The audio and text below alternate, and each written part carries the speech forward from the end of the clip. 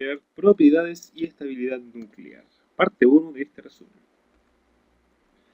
El núcleo atómico posee carga positiva y concentra más del 99,9% de la masa total del átomo. Está formado por protones y neutrones, y la cantidad de protones, como visto anteriormente, determina el elemento químico. La existencia del núcleo atómico fue deducida del experimento del Sr. Rutherford, donde se bombardeó una lámina de espina de oro con partículas alfa. El núcleo atómico presenta una delicada estabilidad nuclear, debido a la presencia de cargas positivas en el núcleo. Gracias a la física sabemos que cargas positivas se repelen. Por lo tanto, los neutrones actúan como una especie de pegamento en el núcleo. El número de neutrones tiene que ser ligeramente mayor al número de protones. Esto se da aquí en el cinturón de estabilidad. Vemos que en un principio el número de neutrones es bastante parecido al número de protones. Sin embargo, a medida que aumentamos el número de protones, que está aquí abajo, tenemos que aumentar con mayor velocidad el número de neutrones que está en el eje Y. Este equilibrio es muy delicado. Un pequeño exceso de neutrones nos dan isótopos que son más inestables y una leve deficiencia de electrones también nos da una inestabilidad nuclear. Los núcleos inestables eliminan energía en forma de radiación. Un isótopo son átomos que tienen el mismo número atómico, es decir, poseen el mismo número de protones, pero que difieren en el número másico. Por lo tanto, tienen diferentes números de protones. Hay isótopos naturales, que son los que se encuentran completamente en la naturaleza, por ejemplo, el protio, que es el gas de hidrógeno común y corriente, un protón y un electrón. El deuterio, que se utiliza como marcación química en distintos procesos químicos, que posee un protón y un neutrón en el núcleo. Y el tritio, que es el más escaso de los tres, que presenta un protón y dos neutrones. La presencia de estos tres isótopos se puede observar en el Sol, ya que debido a una serie de fusiones nucleares el hidrógeno se transforma en helio. Otro ejemplo de los isótopos naturales son los isótopos del carbono. Aquí tenemos carbono 12, carbono 13 y carbono 14. El carbono 12 y el carbono 14 son más estables. El carbono 13 es levemente inestable. Isótopos artificiales son los que se producen en el laboratorio. Se producen debido al bombardeo de partículas subatómicas con otras partículas subatómicas o en las centrales nucleares. Suelen tener una vida media muy corta, ya que presentan una gran inestabilidad y intentan estabilizarse a través del proceso de radioactividad. Un ejemplo es el iridio 192 que se usaba en análisis médicos. Radioactividad, decaimiento, vida media y reactores nucleares. Química nuclear, parte 2. La radioactividad, como ya vimos anteriormente, es el proceso por el cual un núcleo atómico que es inestable emite radiaciones para transmutar o decaer en núcleos atómicos más estables. Existen radioactividad de manera natural, que son las producidas de manera espontánea por elementos tales como el polonio, el uranio y el radio. El radio, lo que es la parte radioactiva es lo que está aquí adentro. Se utilizaba radio anteriormente en los relojes para emitir luz y así uno puede ver los numeritos de los relojes con mayor facilidad en la noche. Actualmente no se utilizan otros compuestos que absorben luz o absorben energía lumínica y de la misma manera la van disipando a medida que transcurre el tiempo. Existe la radioactividad artificial, también llamada como radioactividad inducida, que son producidas al bombardear distintos núcleos con partículas apropiadas. Por ejemplo, al bombardear el uranio con un neutrón, producimos uranio 236, que es altamente inestable. Al bombardear boro con otro neutrón, lo transformamos en boro 11, que es muy inestable. Emite una partícula alfa y forma litio 7, que es un isótopo estable del litio. Los tipos de decaimiento radioactivo son las partículas alfa, las partículas beta y los rayos gamma. Las partículas alfa son partículas cargadas positivamente compuestas por dos neutrones y dos protones, es decir, es un núcleo de helio. El uranio 235, una vez que se inestabiliza, emite una partícula alfa y forma o produce un núcleo estable, en este caso de torio 231. Tenemos la radiación beta, que existen dos tipos. Está la beta negativa, que es la emisión de electrones, y la beta positiva, que es la emisión de positrones. Cabe notar aquí la diferencia en la denotación matemática, una reacción nuclear cualquiera.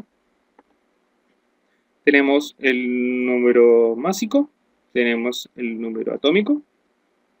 Al emitir un electrón, ganamos un protón, porque al emitir un electrón, uno de los neutrones del núcleo se transforma en protones.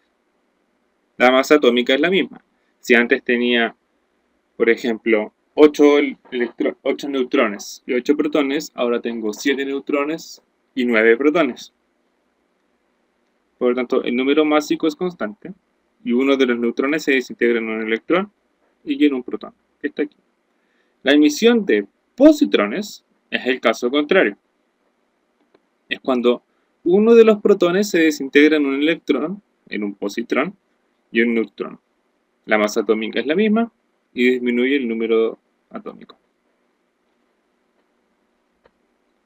Y la radiación gamma, que son flujos de ondas electromagnéticas.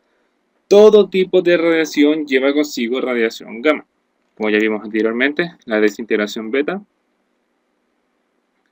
Este vector que está aquí es emisión radioactiva de tipo gamma. La radiación alfa también emite rayos gamma. Simplemente es una forma de emisión de energía. La vida media es el tiempo necesario para que se desintegren la mitad de los núcleos de una muestra inicial de un isótopo. La mitad de una muestra inicial. La mitad.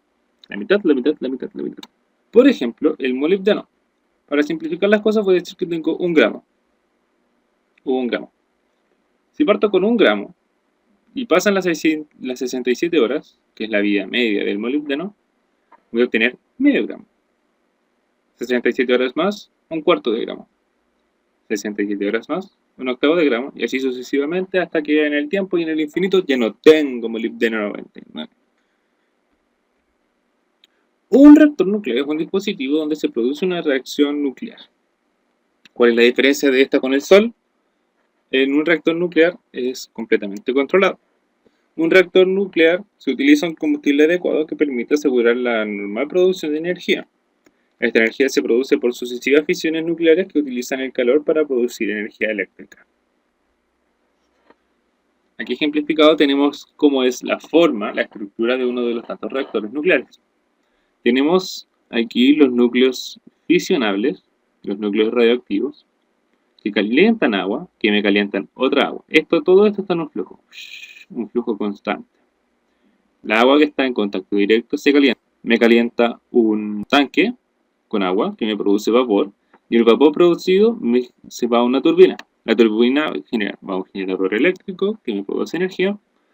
El vapor llega a un condensador para luego volver a entrar en la cantera, y esta agua helada que me enfría dentro del condensador puede ser a través de un río, generalmente es de un río, donde entra agua fría y sale agua caliente de vuelta al mar.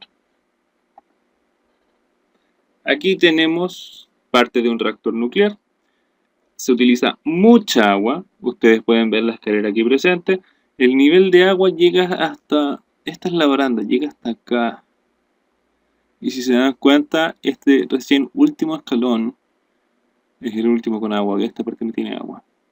Y la escalera va hasta abajo, se utiliza mucha agua, ya que genera mucho calor, mucho calor. Esto es de contención de los reactores nucleares, donde se guardan periódicamente los desechos nucleares. Ahora, ustedes dirán, oh, ¿por qué tiene estas lucecitas azul? Bueno, eso todavía es radiación. Solamente que los núcleos se fisionan a una energía tan lenta, a una velocidad tan lenta, que no me sirven para producir más energía. Pero esto, azul, este brillito, es radiación electromagnética. ¿Cuáles ventajas tiene un reactor nuclear? Primero, no emite gases contaminantes, a no ser agua, pero el agua se encuentra en la naturaleza. No utiliza combustibles no renovables, sino que utiliza radioisótopos que se pueden crear en un laboratorio. Y el uranio enriquecido no sirve para la fabricación de armas nucleares, porque no es el uranio utilizado en las bombas nucleares. Ahora, las desventajas es que puede haber un accidente en la central atómica, como lo que ocurre con Chernobyl. Si se produce un ataque terrorista, se puede producir un accidente en una central atómica. Los residuos son muy contaminantes. Los residuos son muy tóxicos y los basureros nucleares. ¿Cómo funcionan los basureros nucleares? Se hace un hoyo en la Tierra. Los residuos nucleares se guardan en unos contenedores especiales reforzados con plomo para que la radiación no afecte el medio ambiente. Estos contenedores se entierran y después se tapa el agujero.